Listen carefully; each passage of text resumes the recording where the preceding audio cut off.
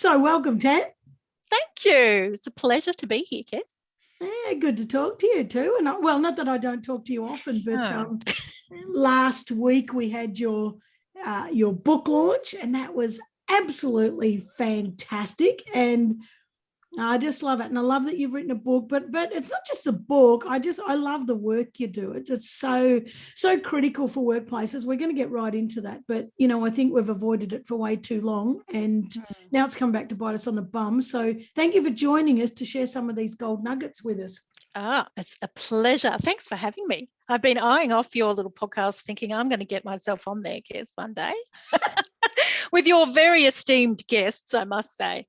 So well, all you gotta do is ask. No, yeah, I shouldn't put that out there to everybody, because I don't want those. I don't want the ones telling me how to make six figures. Oh no. Yes.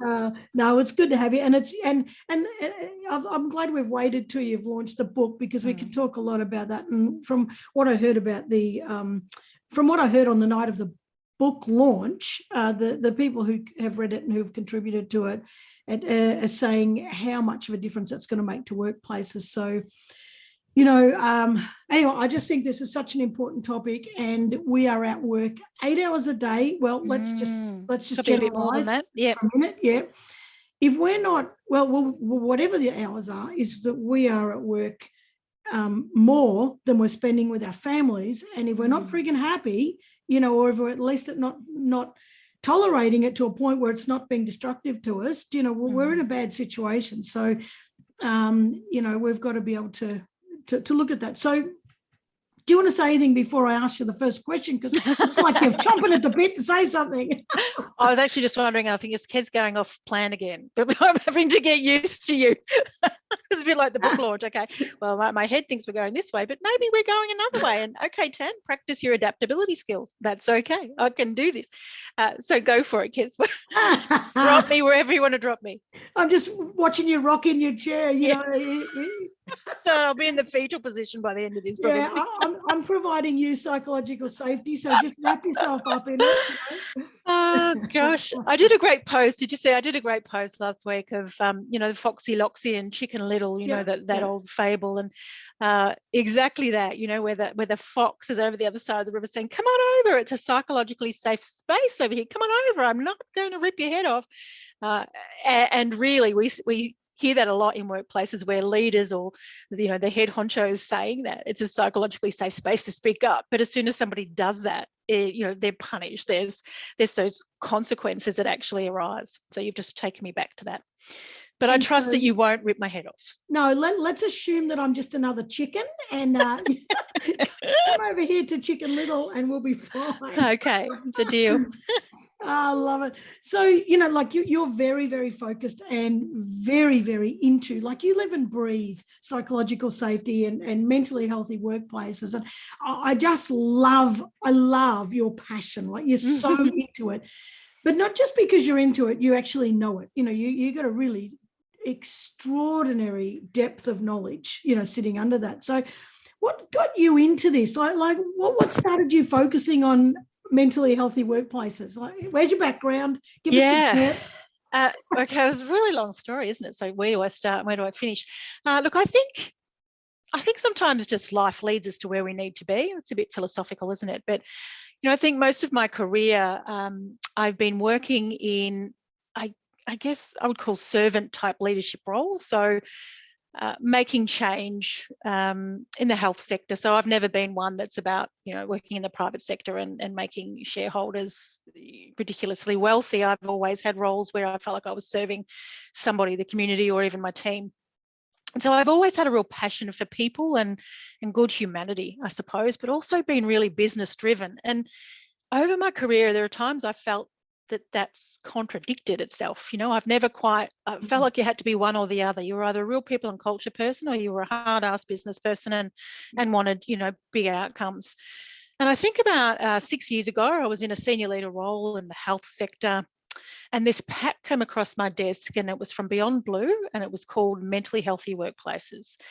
And at first, like many people when we talk about this, at first I had a bit of a panic thinking, hang on a minute, is the workplace now going to stick your nose into individual privacy? That was my first fear, I think. But when I actually pulled it out and digested this information and the intent and what it was about, I just had such a strong resonance. I felt like that discord I'd always felt, that head for people, heart for business, I felt like that finally had found its place, because, you know, well, you can ask me in a minute about this, I'm sure, but a mentally healthy workplace is about enabling organisational outcomes through focusing on your people and supporting and building safe structures at work for your people. So it just felt like I'd finally found my space. You know, all that time I'd been sort of struggling to feel like I would fit. I just found it. And yeah, it's just, it's funny, everyone keeps talking about how they see my passion. It's often got me in trouble in my career, I have to say, because I've always been one that would shake the cage. I would always call out the bullshit, particularly if there was injustice involved, you know, and even sort of socially and community-wise that happens now. But yeah, my passion has got me into hot water over the course of my career a little bit. You know, people don't want to hear. When we start talking about psychological safety, we talk about environments where leaders are open to hear bad news. Well, you know, the reality is the majority, they don't want to know about it because they don't necessarily know what to do with it. Yeah. So I think to get back to your original question, I think it's been this long evolution. And I think, you know, when I opened that pack, the great work that Beyond Blue and Heads Up and Mentally Healthy Workplaces Alliance did to start this work around creating mentally healthy workplaces, I just found my space, and it's incredibly enriching and rewarding. And I feel really blessed, actually, to do what I do. I love that. I love that answer. I get the passion thing. I'm full of passion and I get in trouble all the time, but I'm never going to change. So kudos to you for bloody throwing your passion around like, you know, like bad eggs half the time, but it's bloody, it's needed. You said a couple of things in there that are interesting. You know, you actually faulted and made a mistake and said about income rather than outcomes, but that's so relevant. You know, is this is what we well, you know, managers, workplaces fail to forget, is that when you've got great outcomes in a mentally healthy way, your income is going to skyrocket. And so they can't actually be pulled apart. It's kind of like, no, we're doing okay, we're making money, I don't want to screw it up changing all these bloody mentally healthy shit, you know, and yet that is such a poor attitude. And I understand why, and we'll get into that. I do want to get into that because I want to unpack that. But your bottom line is going to bloody be so bolstered because all of these people are coming to it that want to be there, that feel safe to be there, that feel safe to speak up, that feel safe to put their voice at the table, you know, and it's just such a big thing. There's something else you said in there too at the start, you know, that I was always in this service type mindset, I guess, you know, frame. This is what I want to be, and I want to help people, and then but businesses, it's like within this you know, the not-for-profit sector, you know, there's such a bad belief that is now being questioned and now being sort of confronted by a lot of strong people. If you're in the not-for-profit sector and you focus on serving the community, you shouldn't be making money. You should be doing this as a voluntary thing, and you should be helping people. But and I agree with you, because I've been stuck under that banner for a long time, and it took me only until like I reckon a couple of years ago until I budged myself out of it and said, wait a second, screw that. If you make money, you can make a bigger impact, and that's bloody important. So yeah, I'm glad you touched on those things. Anyway, I love your journey. Now we're talking before we get too deep into it, and we lose anyone because, you know, some people are, oh, no, I don't hear it, it's too hard, and, you know, stick with us because, you get some tips. Not only will you get some tips, there is a way to do this easier than you think, and that would be by buying a book. But anyway, let's keep into it. What is a mentally healthy workplace? Like, what does that look like? Yeah, well, there's a few different definitions, but I guess the concept initially is a workplace really that has recognised the role work plays in our individual psychological and emotional well-being. As you said, we spend an inordinate amount of time in the workplace, so it stands to reason it's going to have an impact on us. And a mentally healthy workplace is one that has recognised that and wants to, or has proactively taken steps to foster the positive aspects of work and mitigate the negative aspects of work on our well-being. And really, they've recognised that people are at the heart of its productivity and customer interactions, and that this sort of positive and safe workplace culture ultimately, like we've just been saying, enables their organisational success, whether that's profit or service. Yeah. Or a healthy combination of both. Well, I think it's a healthy combination of both. And it's, you know, I know there's resistance. I get why. I'm going to unpack that, because I want you to tell us why there's resistance. And I get it, because at first it's kind of like, this is too big. Yeah. But, and we'll get into that, but why wouldn't you want, I just don't understand why you would allow bullying, why you would allow intimidation, why you would allow people to feel like shit. Well, you know, like it's just not even acceptable in society, let alone in the workplace. You know, that you deliberately foster an environment that wouldn't support people. You know that, and you know what's going on. I don't care what anyone says. People say, "Oh, I didn't know about that. I didn't realise there was you know, Johnny was having a crack at Mary all the time." Yes, you do. You know, and I'm, you know, I hope I don't offend any of your clients, but the truth is, we know it's there. It's the elephant in the room. Let's ignore it. Let's let it get bigger and bigger. But we've got to get better at addressing it before. If we can get everyone on side and we lead the elephant out of the room, that's nice. And if we can get it out through a doorway and only pull one wall down, that's nice too. If we shoot it in the head, and I'm not like that, because I'm an animal, right? So we've still got to step over this carcass, or else the walls fall down and we've got to start building the house again. All we got left is a floor. So it doesn't make any sense to just continually avoid these topics. So you kind of touched on it, but let's go a little bit deeper. And you know, you talked about a mentally healthy workplace, but psychological safety. And you know, that's got a.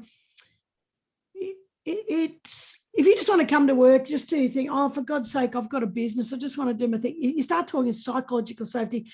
It sort of brings up connotations of psychiatrist and psychology. You know, it brings up that. So what does it actually mean in really simple terms that a manager or workplace owner, business owner might go, that's just so much looser, you know? Okay, I'm just going to step back up. I'm going to go up a level first, Kez, because you know, I'm going to try and make this as simple as it possibly can be, because, you know, like we like to do with frameworks and academia and legislation, we have 15 different names for things. So, you know, we don't make it easy. When I say we, I actually am taking no responsibility for that.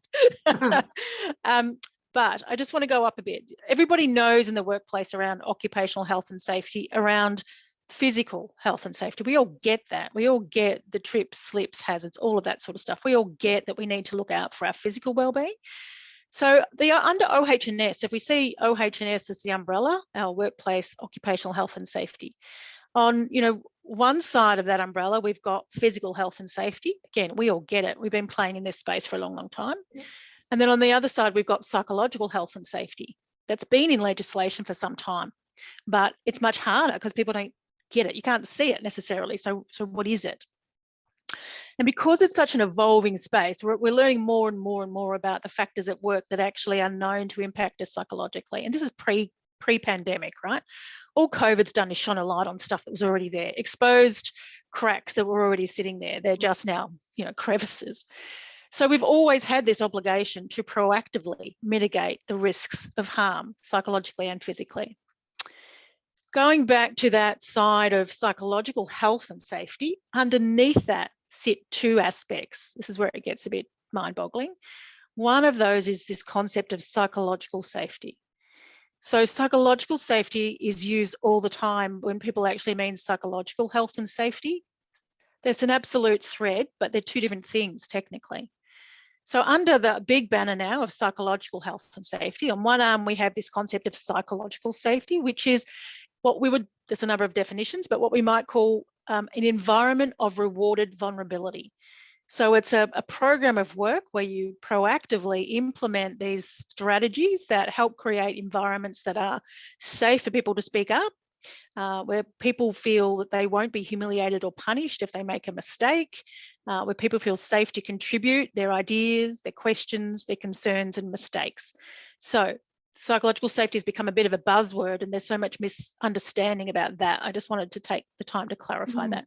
So again, big heading now of psychological health and safety, one arm, psychological safety. And this is a concept that we want to build in the workplace. We want to build and foster this. We want people to feel included. We want people to feel safe to learn and safe to make a mistake. Not that we're encouraging it, but if someone makes a mistake, they shouldn't get their head ripped off. They shouldn't be yelled at and abused. Because how will that help future learning? You know, we have to make it safe to say, whoops, damn it, I just stuffed up big time. Can we just look at this? What were the factors to do with this error? And let's address those factors so this doesn't happen again. So the other thing is, you know, contributions. We want people to feel safe to contribute. This is how we evolve. This is how we innovate. If we shut down contributions and ideas from people, we're just going to be doing the same thing we've been doing for the last 20 years. How's that working out for you right now? Yep. You know, we're in this VUCA world, this volatile, uncertain, complex, ambiguous world. We're in this rapid state of change we've never experienced. It's unprecedented. If we are just doing things that we've been doing for the last 20 years, we're going to be left behind. So we have to change, and we've got to be enabling contributions from the people in our workforce that bring diverse views and perspectives. And we have to make it safe to challenge the status quo. None of this, well, this is the way we've always done it. Nonsense. That drives me bonkers.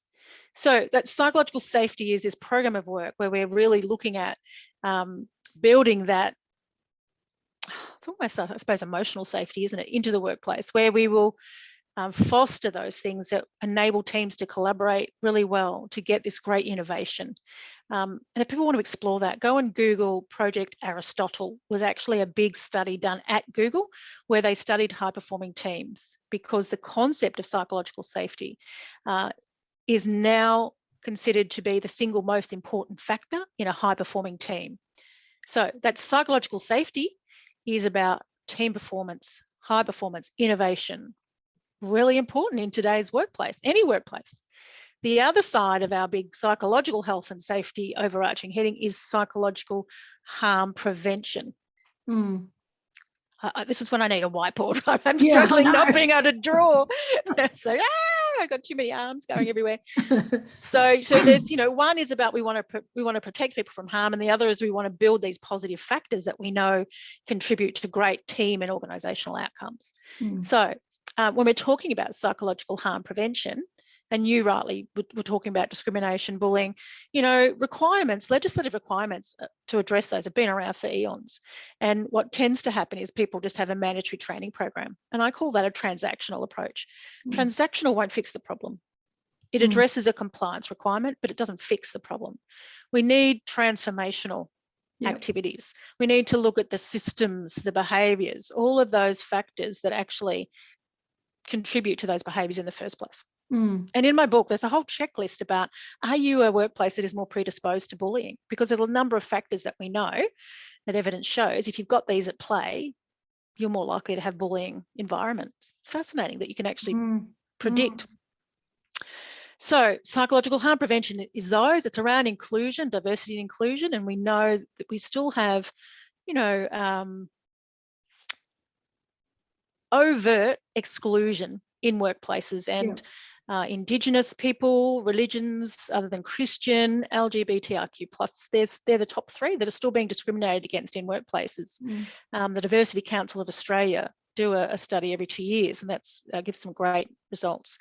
But broader than those things, Kez, which I think, you know, people are really aware of, we've got all of these other factors in the design and management of work that are impacting people psychologically, and they're happening every day. And these are things that workplaces aren't aware of and aren't taking steps to proactively address. So these are our work-related stress risks.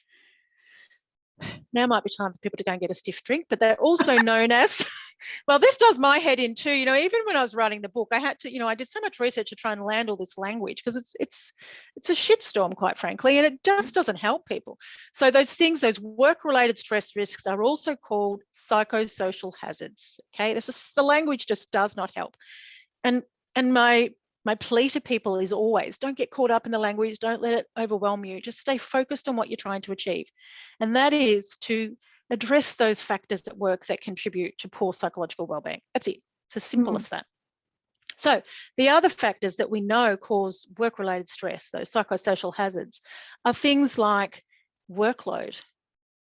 And this is one of the most pressing issues I'm seeing across all of my clients and industries at the moment, work overload. It was there before COVID, but now it's being exacerbated tenfold because of staff absences with the flu, COVID, all sorts of other things. Work underload, so not having enough enriching and meaningful tasks to do, that's also a work-related stress risk. Occupational violence and aggression, which we all know about in the health sector. It's also in education, and now it's in retail. Everyone's copying abuse from everyone. I heard on the radio last week, a GP clinic in Altona was struggling to get reception staff because they're so sick of being abused by the patients. So, you know, there's so many other factors. There's the environmental conditions that you're working in, the heating, cooling, the environment. We know that working from home, whilst great, it also has added a mental load to people, right? So there's also additional risks that come with all the work from home, inability to separate home and work. Poorly managed change is a high flyer. And with the rate of workplace change, the significant amount of change over the last 2 years, even in office, out office, different ways of working, the way we manage change in the workplace significantly impacts on our employees. Significantly. It's a huge one I see all the time. I feel like I might just be on a soapbox, Cass, so you might need to just rein me in now. I was about to bloody stop you because in my head, it's still my head in. But the point is though, it's, you can see why it becomes big, you know, and it is big. But I can see why it becomes big. I can see why all these, you know, these words and the language is just sort of a little bit intimidating and everything else. But at the end of the day, everything you're saying, and yes, there's a lot of hidden factors. You know, it's kind of like you have to sort of crack the can open before you actually find a lot of these hidden factors.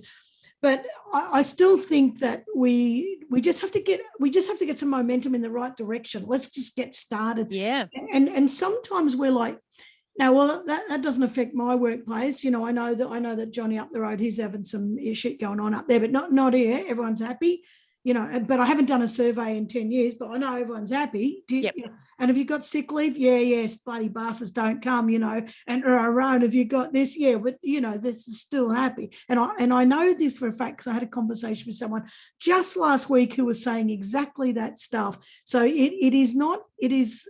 You know, it's kind of like we're bearing our heads like echidnas and just hoping that God it goes away and hoping my prickles just send people off. Have you got any stats like just sort of to, you know, drive this home? Are there any stats around workplaces being unsafe or being unsafe psychologically, you know, anything like that?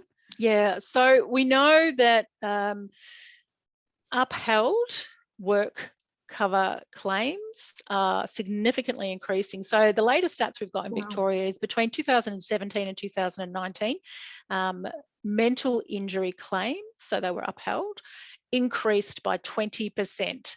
Wow. So in that 2-year period. Now, pre-pandemic, right? So that's frightening. We also know that frontline workers and the public sector are disproportionately represented in that 20%. Again, if you consider the impact on those workers over the last 2 years, you know, I'm a little bit fearful of what those stats are going to look like going forward, because that's pretty scary stuff. In 2020, Australia's Productivity Commission conducted an inquiry into mental health and its impact on our GDP, I suppose, our productivity. And in its report, they revealed the cost of it. So there's a whole lot of different figures depending on the variables you're considering, but generally $16 billion in lost productivity every year as a result of poor workplace mental health. And that's lost, you know, presenteeism, absenteeism, disengagement. So this is broader impact on your workplace culture. So for me, there's this thing about, okay, we're talking about mental injury claims. That's the far end point. There are so many people that never take things that far. They spend years in this disengaged, disgruntled, tired, you know, really fatigued, disappointed state at the state of their workplace, hoping things will get better. They're not at their best. They're not thriving. They're not bringing everything. They're not the most productive they've ever been. When no one is when you're in that state, you know, this state of deflation, really. And so there's this whole impact on the workplace. It's not, but we only talk about the mental injury claims, right? But there's a whole lot of impact beforehand. So imagine that if the people who are actually taking steps to go through that, the trauma of going to your OHS department and saying, okay, I need to go on stress leave, I've got a doctor's clearance, that's because there's still a huge amount of stigma. So the ones that actually take those steps to do that, if we see that that's increasing by 20% 2.5 years ago, imagine the increase in all the other impact on productivity and cultural impact. Hence this great resignation that everybody just feels so, oh, this just happened. The thing I don't like about the great resignation is I feel like it's giving people an excuse to sit back and go, well, it's nothing I can do. It's just the way it is out there. And I call absolute bullshit on that, because I see this as an opportunity to foster the great retention. So don't just sit back and bleed staff due to this phenomenon you feel you've got no control over. Rubbish, you have got control over it. God, that's frightening. When you say, there's 20%, I agree with you, 2017 to 2019, pre-COVID, and I'm going to estimate, and I'm not an expert in this field. You're more of an expert, but you still don't know. But I'm going to just throw my hat in the ring, because you shouldn't, because it'll look bad for you. But I'm going to say it's probably up to 60%. I don't care what anyone said. It's I think I don't want to, Kez. I think that's so it was increased by 20%. We were at 16% of all compensable claims that were mental injury claims over physical injury claims. I don't want to. I'm actually terrified of what it's going to look like. So last year, Superfriend released their Indicators of a Thriving Workplace report, and they surveyed 10,000 workers nationally, and their results, they were pretty scary. So they showed that 1 in 4 workers believe they have a mental health condition that were caused or made worse. So, a quarter of all workers potentially. So that's probably more realistic, because that's gauging their mental well-being at any point in time, as opposed to just those who have actually submitted a claim and it's been upheld. So, the data is pretty clear. Like, things are not going up, and this was before COVID, right? Like, I've been doing this work for 5 years. So, this stuff has been around before COVID. COVID's just made it worse, and also just shone a light on it for many people, because they're now talking about mental well-being a little bit more in the workplace, because everyone's felt the effects, right? And you're talking about I still don't think 60% is too much, because I don't think people are reporting it, and also I don't think people are identifying it. It's just sort of and before you were saying the courage it takes, or the stigma it takes to go and say I'm taking stress leave and it's going to go on work cover and all that kind of stuff. There's so many people who don't actually get to that point, and they would perhaps, it wouldn't go on record to say it was a workplace stress. However, outside of work, they're going home, they end up, and I'm going to go right down the bloody shit show path here, they end up with bloody cancer, they end up with diabetes, they end up with stress that causes other bloody illnesses, and then they blame life. Oh, gee, I don't know why I'm sick, and I'm not blaming them. I'm just saying that the focus then becomes on what in their personal life, But it's a lot of if you're not happy at work for 8 hours a freaking day, you're going to be churning up so much shit within your body, so much shit within your mind. You're going to end up bloody sick. And these are the ones that don't end up documented as workplace hazards or workplace injuries or workplace whatever. They end up as life. She's sick, too bad. And it's not fucking too bad, because we need to address it. We need to take care of people. So, if those stats are like that and growing, why all workplaces will at least have heard of it and recognise that, or at least heard that. So why aren't they taking action? Why is it still like pulling teeth? Yeah, I think for all the reasons that we've identified in our early conversation, it's confusing. The language is confusing and overwhelming. There's still so much misunderstanding of what a mentally healthy workplace is. There's myths that we want everyone to be, rugged up with a comfy blankie, feet on the desk sipping lattes rather than working, that we're going to turn into this social club kind of laissez faire-fueled leadership environment. And that's nonsense. But that's exactly where people go, because it kind of sounds like that, doesn't it? Oh, mentally healthy workplace. If you asked you did a random sample of people. What do you think a mentally healthy workplace is? Oh, one where there's no stress, where the boss doesn't want me to do anything, where I can just sit and chat all day, and absolutely not. That is absolutely not. This is about outcomes and productivity, right? But it's about realizing that we want our people, we want to create an environment where people can be their best. And when they're their best, the organization can be their best. So, the language, the definition, absolutely. There is still a stigma. There is a fear, even organizations that have the right intent, that want to do something. I think there's still a myth that leaders have to become counselors, and that's absolutely not what we're talking about at all. Leaders should just be having a check-in with their people. It shouldn't all be about KPIs. It should be about how you're going, how you're traveling. One of the things I always say in my training workshops is, if you saw one of your team walking across the office holding their arm, what would you say? And they will go, well, I'd ask if they're okay. I said, okay. So if you see that they're not traveling well, wouldn't you just, emotionally or psychologically, wouldn't you just ask a question and direct them to help? You don't need to be a medical doctor to ask someone if they're holding their arm, if they're okay, any more than you need to be a psychologist to ask someone how they're traveling and redirect them to appropriate support. But it's just about care, right? The problem with that is, and I used to, when I taught disability, I'd teach about people with, say, Down syndrome, which is an obvious disability, and people with autism, which you couldn't see, unless you knew the person and observed the behaviours. And it's that kind of that same thing is I can't see it, therefore I'm just assuming what's going on in somebody's head. And I also think the other thing is you said in there that, about opening cans of worms and a fear. You didn't say this, but I'm gonna put my 2 bobs worth in because now I'm suddenly an expert on it because we've been talking for more than 10 minutes, right? Go for it. Is that I bet that people, managers, have a fear that if I open this can of worms, I'm going to suddenly be confronted by the knowledge that someone in my workforce, or more than one, isn't happy. Yeah, or has a mental health condition that I wasn't aware of, and now I've got to freaking address. Now I've got to make space for that.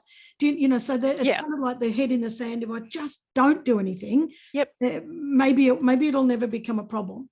Yeah, I think there's lots and lots of factors. For me, it's about we need to look at this as an organisational focus. I mean, it's about transformation at the organizational level. It doesn't happen overnight, right? Yeah. So, and that's one of the other barriers to this is that it's transformational work, which means it needs an investment of time and attention, and it needs, we talk about a 3-year transformation journey generally when I'm doing transformation projects to make it stick.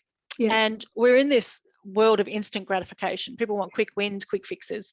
So the reality, of facing into a 3-year project to really transform to a mentally healthy workplace, is a barrier for people as well. But, we don't, like I said, we don't flick a switch. This doesn't happen overnight. There's so much that we can do along the way that we're going to get great wins from as we're moving through this transformation journey. But look at this, at an organizational level and at the leadership level and at the employee level, there's lots of barriers. If you're not in a psychologically safe workplace, you're not going to say, actually, boss, I'm not traveling well, even if they ask you. So that's why it's quite integrated. All of the work we do is designed to mitigate all of those potential issues. The first thing I encourage people to do is, look at your case for change. Where do you currently sit? Like, what do you think your issues currently are? When I work with them in my Transforming Norm program, which underpins the book, we do all that. We do the current state analysis. What are your current problems? What's going on for you currently? Where do things sit? And that's anecdotal too, not just what your data shows, because we know the data doesn't show everything. Yeah. I've worked in an organisation who, in their People Matter survey, which is a public sector engagement survey, their psychological climate score said they were very good, and it was the most toxic environment I'd ever worked in. So, it's not all just about the data. It's a vibe, it's a feel too, right? Yeah. And so we look at the current state and then we go, okay, what's next? Do you have a business case for change? Sometimes I'm working with people and culture leaders and we're putting together a business case to lobby to the CEO and to the board to actually sign off on some investment in this work to support the people and culture teams, because it shouldn't sit with them, to get this systemic change happening. So, depending on where the organisation is, You start there and you just incrementally we move along.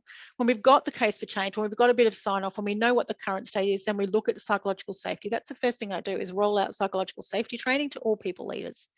And then we roll out psychological harm. So the common causes of workplace psychological harm, we roll that out to workplace leaders as well. So there's 2 half-day workshops. Yeah. Big impacts. And by the way, anyone listening and wants to get Tanya in, please do, because she's bloody brilliant at this and will transform your workplace.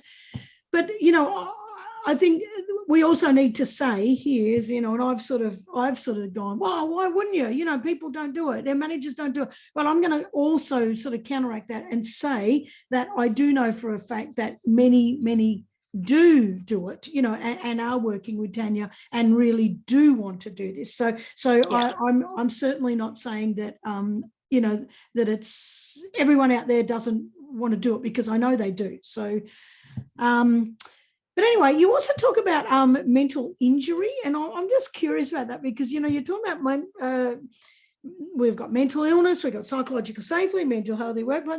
Then the other night I heard you throw in mental injury, and I'm like, yeah. Far out. Here's another bloody word. I know. And look, I'm a bit of a shocker, because I do tend to use them interchangeably as well, which I apologise for in my book. I put that up front. So, and you also asked me a pearler of a question at the book launch that I couldn't answer, but we had someone in the room who could. So, you know, that's what it's all about, right? Just safety to learn. If we go back to those things in the design or management of work that we know through evidence and research, we know cause workplace stress. So again, that horrible psychosocial hazards terminology. Psychosocial hazards cause workplace stress. Workplace stress in itself is not necessarily a problem, right? Not necessarily a problem. It's not like we're trying to avoid stress, because actually, and I don't need any leaders taking this and putting this on T-shirts and exploiting their staff as a result of this, what I'm about to say, but actually, human beings need a little bit of stress. Like, we need a little bit of reason to get out of bed every morning. Dr. Adam Fraser's book, Strive, Embracing the Gift of Struggle, talks a lot about that. Losing my train of thought. I've been going down another rabbit hole there. Anyway, so stress in itself is not necessarily a problem. It's when that stress is severe, prolonged, or unmanaged. If we don't address that, then we are at risk of someone experiencing a mental injury. So, and I would also call that psychological harm, workplace psychological harm. Yeah, I know, the terminology just drives me mad. You asked the question the other day, well, what's the difference between a mental illness and a mental injury? And one of our listeners, Kate, who is a chief mental health nurse, so brilliant audience, just clarified for us that the mental injury is just the term we would use in the workplace. It's the same as a mental illness. So essentially, work has caused someone to have a mental illness, or made an existing managed condition worse because it didn't address that work-related stress factor. And you don't have to have a mental illness, underlying mental illness, to get a mental injury. So, but if you do get a mental injury, it could then perpetuate a long-term mental illness. So it's pretty critical that we get that we prevent at every turn. You know, it's we can. And look, I think we've all worked. I mean, I certainly have, Kaz. I think we all worked in an organisation where we felt, you know, that it was having an impact, a negative impact on our psychological well-being. And the majority of people just get up and leave, but not everybody has that luxury, right? So for those that can't avoid it, you know, or can't leave it, or don't feel safe to leave it, you know, they're stuck. They're being impacted by it. So, and particularly women over 45 who fall into that category of, you know, homelessness, being too old to get a job. I'm not saying that. I'm just saying that is that's the risk society. That they stay. And then which I think is a crock of shit. You know, because like I'm nearly 60. I don't ever fear that I'm going to be out of work. But if you're feeling like if you're feeling like society doesn't value you because you're over 45, I'm going to be left, you know, I'm not going to get another job, I'm going to be stuck on the shelf. you're going to put up with a lot more shit. You know, you're going to sit there and put up with it because you're like, I can't do anything about it, because if I leave, I might not get another job. And that is terrible for a person to be feeling that. That is bloody, that's abuse. You know, that's bloody awful. So, and when we feel that we've got no control, as you know, that there's nothing worse, more destabilizing than that. Absolutely. I just feel like I need to balance the equation a little bit here, Kez, because I think we see it all from a humanity perspective. But also, you know, I've led teams, and I've been, you know, had responsibility for people and culture across a whole complex organisation, and I've seen some pretty poor workplace behaviours of others as well. So, you know, I feel like everyone has a role here. Timothy R. Clark, he is also a social scientist and researcher in the space of psychological safety. He says we all have a role as cultural architects of our workplace. So, you know, whilst we've been talking a lot about the organisational factors, every individual in the workplace can make or break it. You know, again, we've all probably seen some really crappy behaviour from individuals. So, you know, just taking note of our own role and how we're choosing to show up and what we're choosing to bring to the people around us in our workplace is very important as well. It's very much like OHS, though, isn't it? You know, it's if you and how they changed it. You know, it used to be the responsibility of the business owner or the manager or something. You know, they'd be in trouble if there was something done. And now they changed it to that. No, if you see it and you don't report it, that's your responsibility. And I think that. I love that. Now tell us about, because we're going to get down another rabbit burrow again, and I'm not going to get time to ask you all the good stuff, or it's all good stuff. No, you've got a Cracking the Change Code program. Tell us about that. Oh, I just love that program.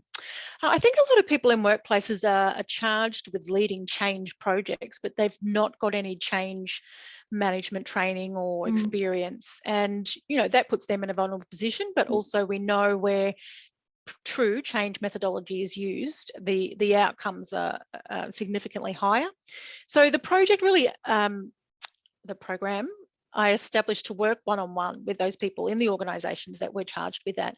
And it's a lovely blend of coaching, consulting, and training. So for me, it's about building that capacity in the organisation so they've got future change capability.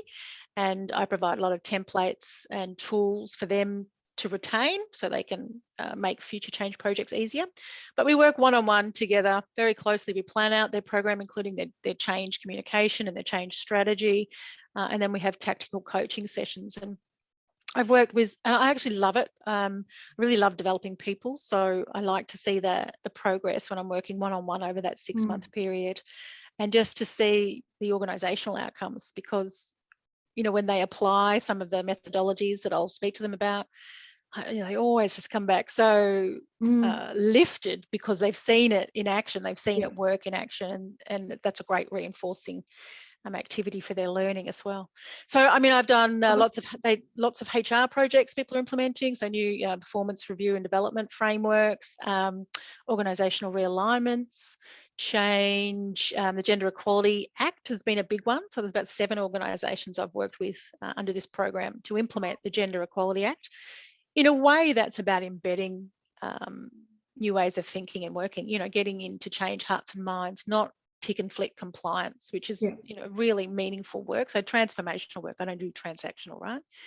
And I'm about to put out a program, an adapted version of this for the new proposed OHS psychological health and safety regs as well, to help organisations really get lift of that, you know, get it in, be really clear on what it is, and actually get buy-in and action and traction in that early 6 months. So yeah, I'm really proud of it. The feedback's been amazing. It's a program I'll continue. It's really powerful, and I love it. And we know poorly managed workplace change, like I said, it's right up there as a frequent flyer contributor of work-related stress. You know, we're still in this tell mode. I'm just going to tell you what we're doing and expect you to catch on.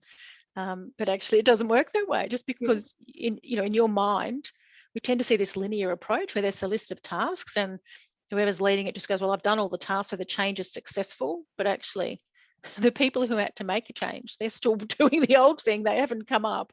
So, you know, just because it's finished on paper doesn't make it, you haven't transformed or changed anything. Yeah. And I I love what you're saying about it's not linear. I don't think any change is linear. It's holistic, and it's, you know, bits all over the place, and each bit starts to, you know, amplify the next bit, and it just now I agree with you. Now you talked in there, you say I don't do transactional, I do transforming. So that's a beautiful segue to lead me into you have just launched your book, Transforming Norm. I have. We had the launch. It was just marvelous, and as I said earlier, there was a lot of comments about how it's making big change. But you tell us, from your words, tell us about the book and tell us how you think it's going to help workplaces and get things moving.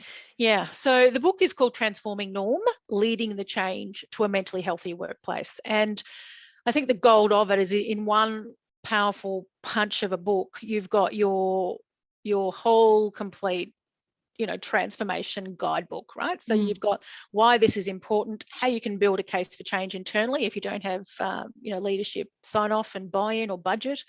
It's got the what you need to do, and more importantly, it's got the how.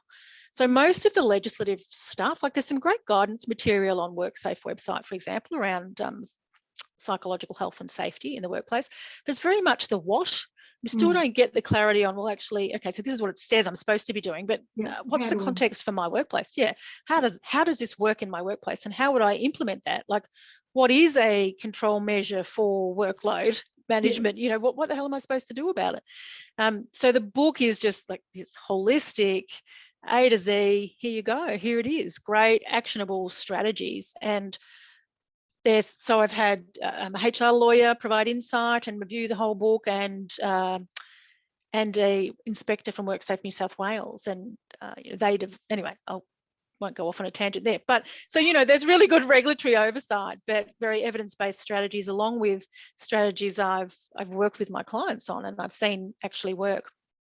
The other thing that I love about the book, and I think this is where it's quite unique, is that it does have the how, but it has change management methodology embedded in it.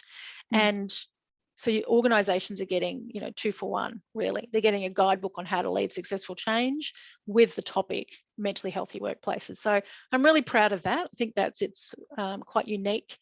And there's no other book like this out there. It's practical. Hopefully a bit of my fun personality has come through as well, because, you know, there's a lot of dry material out there in this space, and I like to think that I zhoosh it up a bit, Kez.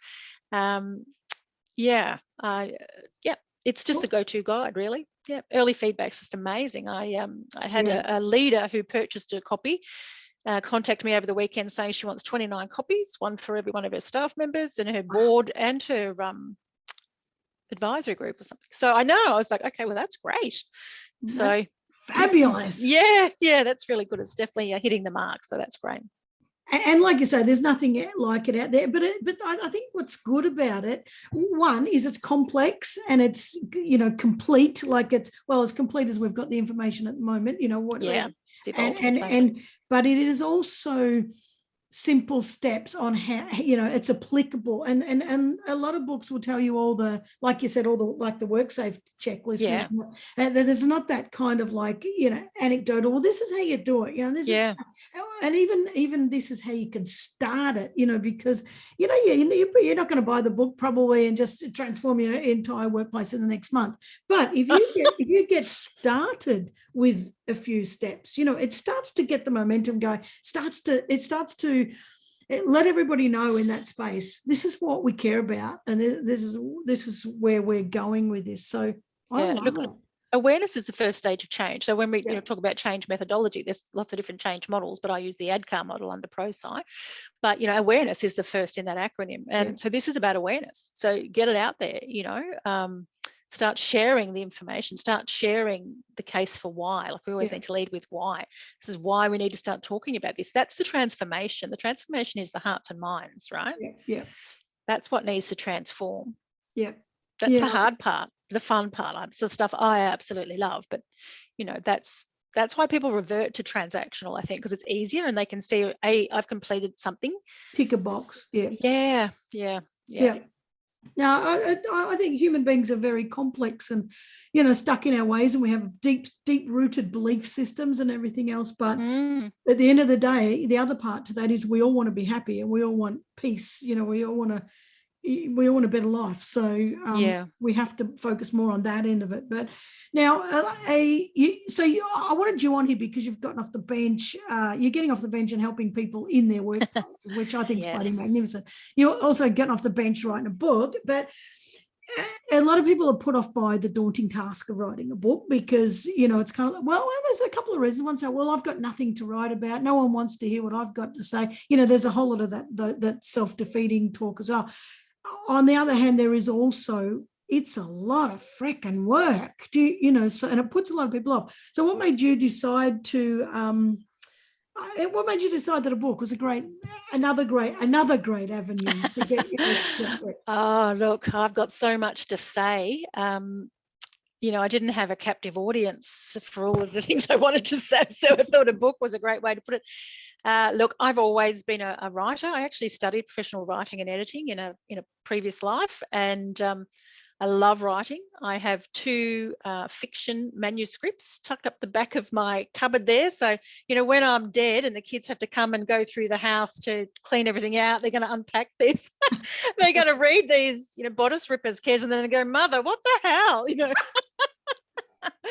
Anyway, so, I don't mind writing. I actually really enjoyed the writing side of it. I mean, I think for me, the biggest challenge was trying to balance the need for this to have academic rigor, and because we're talking about legislation in some cases, but I was not going to go anywhere near that. But to make it a readable, fun, enjoyable, practical book, and just balance that, bring my personality, but also give it enough so people knew they were being supported with evidence base, I suppose, but not in a really bloody boring way. Yeah. And I feel like I've succeeded at that mostly. I'm sure the readers will soon tell me. Well, they're already telling you. Yeah. I mean, readability was really important to me because no one's got the headspace to try and figure out what someone's trying to say. Like, just say it. What are you trying to tell me here?